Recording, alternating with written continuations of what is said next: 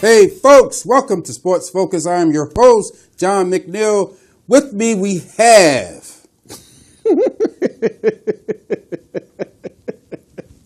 the long one. Oh, no, Kevin Sybills. Yes.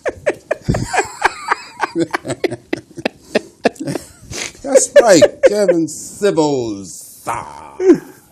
How you doing? I'm all right, my man. We got some stuff to get into. These NBA playoffs is interesting, and it's coming to a conclusion. It's coming to a conclusion. The matchups is still working out, but we do know, as we're doing this, that the LeBron James once again has made it to the Eastern Conference Finals. Mm-hmm. An amazing run. And this shot was just added to his collection. You know, when his time comes and he's retired, you know, this will probably be one of the moments, the running, whatever that was. Right. But there. I was watching it and I'm just like, this dude, wow. I get, when we was just talking about this, I get why they keep having this Jordan, LeBron, because he's the guy right now. Right. That's right. And it's only natural to compare the guy right now, who is obviously the guy right now, to the guy that was there, and that's the standard, in Michael Jordan. So I get it. We'll have that discussion when he's retired. And let's see what this happens in this playoffs. How do you think the Cavs will fare against either the Celtics, which looks like, or the Sixers? Those guys play. Doing it without Kyrie? They're tough. They're very, and I knew that the Sixers was going to have a tough time because the Sixers, they didn't play that well against Boston in the regular season. Right. So, but I have if Philly makes it through Boston, I think they're too athletic for the Cavs. And I think it'll be a dogfight between them and the Celtics. Between the Cavs and the Celtics. I think it'll be a dogfight. Yeah, I think either way. But I feel Cleveland could take Boston in at least 5-6. Philadelphia, if Philadelphia was to make it, and I am a Sixer, it'll be tough, but I think that experience might kick in and sort of like what happened to those baby dinosaurs. They are not the team from 2 years ago that made it to the EFC. Man, they forgot their pacifier. It's just amazing how they fell off. And their bottle. It's amazing how they fell off, man. How is the number one seed getting swept? They should be ashamed of themselves. Probably banned from the NBA. My thing is, after you saw what Cleveland just went through, barely getting out of 7 games, you should have been ready to whoop right up on them. They should have been chomping at the bit. And what did they do? They got swept. And then they got this look on their face like, oh, like them? Yeah. Zoom in on them. And they all like, no fight. No fight.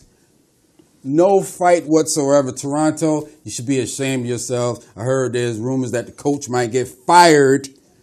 And I say break that team up because that is ridiculous for them. You know, I know LeBron right now, he's a great player, you know, whatever. But come on, Toronto. Yeah. Do it for your fans. Do something. Do it for Drake. Oh, do it for Drake. Drake was like, come on, man, I put a lot of stuff in y'all. Getting embarrassed out here. Yeah, they're going to have to start from the bottom. Now, let's move on to some enlightening news. Who can remember this young fellow? Sherman Williams. Wow. Emmitt's backup back in the early 90s. Why this is a story. You seem shocked to see this, brother. Wow. Why I'm bringing this up, because Sherman Williams just did 14 years in prison. And he got his life together. He got his degree, his bachelor's degree. Mm-hmm. And he's getting his life back together. Thank goodness. Yes.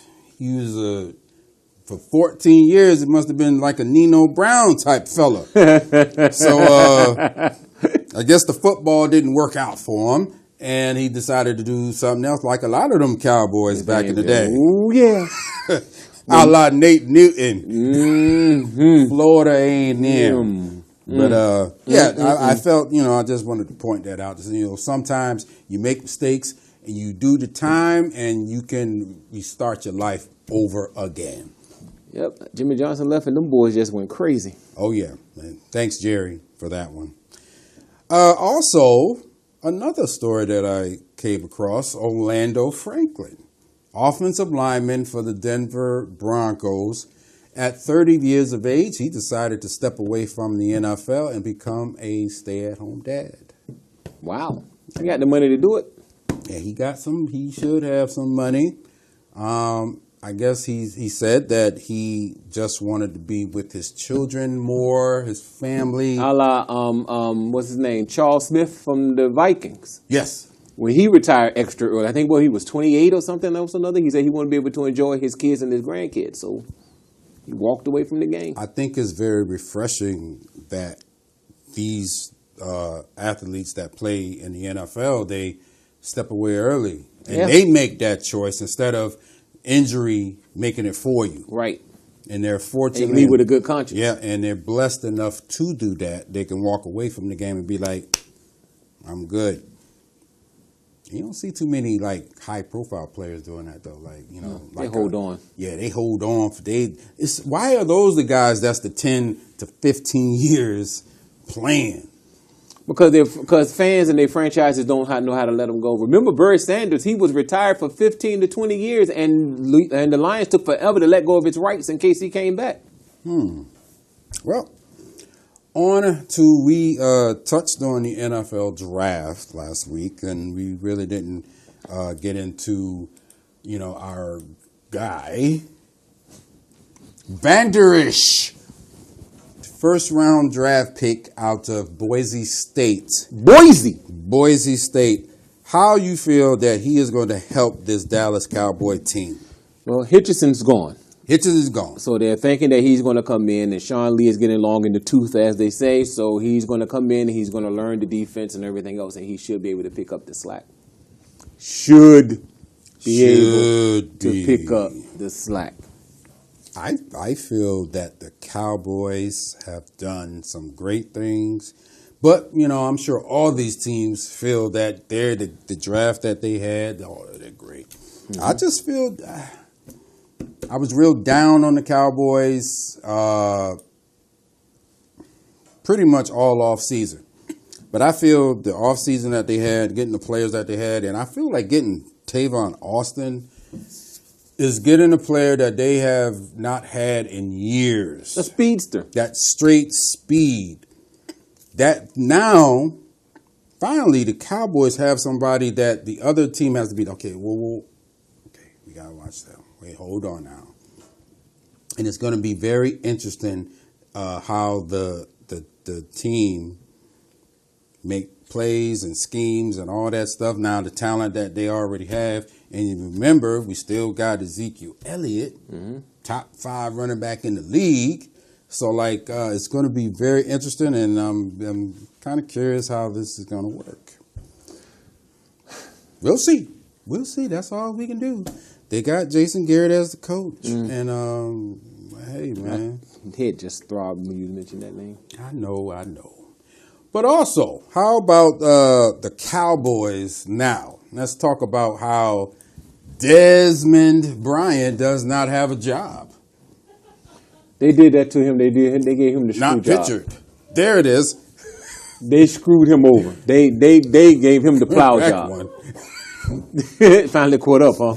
Yeah. They screwed him over. He knew exactly what he was doing, holding off on him, waiting for the last minute to release him, a la Tony Romo. Yeah. He knew exactly what he was doing. He was screwing that boy over from the very giddy up because he said he wouldn't pay a kid. But you sat there and paid Brandon Carr his last year of his contract, and he sucked. Brandon Carr played every game. I give him that. Wasn't productive, but Dez, I feel Dez is headed down the road, and I hope that he stays strong because he rejected the Baltimore Ravens 3 years, $21 million. Now, my thing is, why are you rejecting a job offer when you don't have something else? The biggest thing is because of the way that Jury and company screwed him, he really haven't had to go out there and test the market of his true value. So I understand turning down the 3 year, $7 million deal because he could get better. But it all depends on what opens up next year. Because with the way that money was flowing this free agency, if he would have released him when he should have went on ahead and let him go, there's no telling where he would have went for or where he would have went. Yeah. So he's going to bank on that one. I think he's going to do exactly what the Ravens quarterback did. I'm going to bet on myself for 1 year to prove what I am, and then I'm going to bank on it. Now there's been reports being put out there that teams won't even sign Dez for the league minimum. I don't know how does that even start circulating, but I think that's bad. I think that's because I believe the league veteran minimum is $1 million. So we said it. Jerry and the Cowboys, put the kibosh on Dez Bryant. Yes, they did. I think they did it because they knew that they was not going to keep Dez Bryant this year, and they just strung it along. I don't know if it's personal. Did he sleep with somebody's daughter? I don't know. But I tell you what it was. I told you he was calling them out on their bull. And when you start calling them out on their bull and people are actually recording it and saying it, you got to go. Well, somebody that was affected by that as well was Jason Witten, who retired. Do you feel that? Yes. That he I know what you're about to say. Go. He left because of the crap that was going on. He's not going to stay around for that crap. I don't think he wanted Dez to go. I really don't think he did. They really say, well, the people in the know. You know what? We joked around and said, I saw what you did to Tony. I saw what you did to Dez. I saw what you did to DeMarcus Ware. You're not going to do that to me. And he left on his own accord. And he saw that job offer from ESPN. You will be seeing Jason and hearing Jason Witten on this year on Monday Night Football. And that $4.5 million he's getting a year, which is more than he was getting while he was playing. Man. So I think the decision was very easy. And how? Good job. It's good to be a Dallas Cowboy, huh? I can't see if that was like a Tampa Bay Buccaneer. Yeah, I think I'm going to retire. So what you going to do? You know what I mean? I can't see it. But if you play for the Cowboys and you're sort of a known player, hey, we got an analyst job lined up for you. That's right. So it's going to be Joe Tessitore and Jason Witten. That should be very, very interesting. Mr. Witten also, that's True Grit. Yeah, that's the play he's most famous for.